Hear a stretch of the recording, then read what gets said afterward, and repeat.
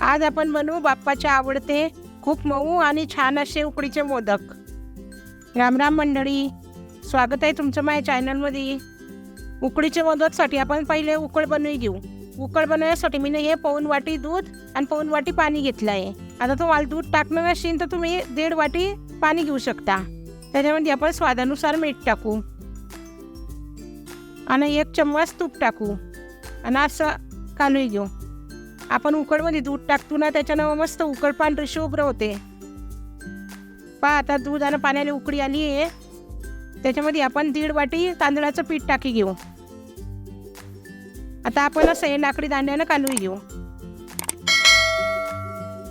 आता याच्यावर आपण पटकन झाकण ठेवू घेऊ आणि खाली उतरू घेऊ। आता ती उकळ आपण 15 मिनिट तशीच गरम गरम झाकी ठेवू। तर लोक आपण मोदकमध्ये भरण्यासाठी सारण बनवून घेऊ। सारण बनवण्यासाठी 1 चम्मच तूप टाकू, त्याच्यामध्ये 1 वाटी खोबरा किस टाकी घेऊ। थोडंसं खोबरा किस आपण 1 मिनिट भुजी घेऊ।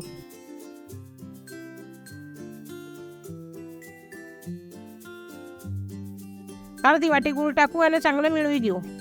गूळ टाकी चांगलं आपण कालवून घेऊ।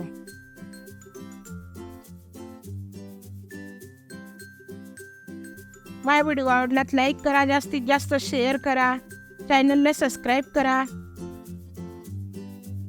आता याच्यामध्ये आपण ड्रायफ्रूट टाकी घेऊ। 2 चमचे काजू तुकडे, 2 चमचे बदाम तुकडे।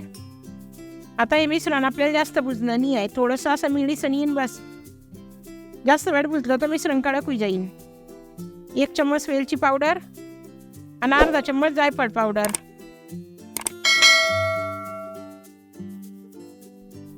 आता हे बी चांगलं कालवून घेऊ आणि बस आपलं मिश्रण आता मोदकमध्ये भरण्यासाठी तयार आहे। गुळ वितळीनं वल्ल वल्ल विंतळ लोकच आपल्याला हे मिश्रण भुजलं आहे। पहा आता गुळ वितळलं आहे, मिश्रण ओलं झालं आहे। हे मिश्रण जास्त भुजायचं नाही तर कडक होई जाईल। आता आपण हे मिश्रण खाली उतारी घेऊ, याला थोडंसं थंड होऊ देऊ। आता आपण उकड मळी घेऊ चांगली, थोडीशी गरम असताना ते चांगली मळाते मस्त मऊ करी घेऊ। तुम्हाला थोडंसं कोरडं कोरडं वाटलं तर पाण्याचा हात घेत जाऊ ना, उकड चांगली मळत जाऊ। असं आपण मस्त लुसलुशीत गोळा तयार करी घेऊ उकडीचा। आता 1 चम्मच तूप टाकून आपण उकड चांगली मळी घेऊ। उकड जेवढी चांगली मळसाल तेवढे तुमचे मोदकची पारी मस्त होईल। पहा उकडचा गोळा असा मस्त मऊ लुसलुशीत झाला आहे। जेवढी उकड चांगली मळसाल तेवढे तुमचे मोदक चांगले होतील।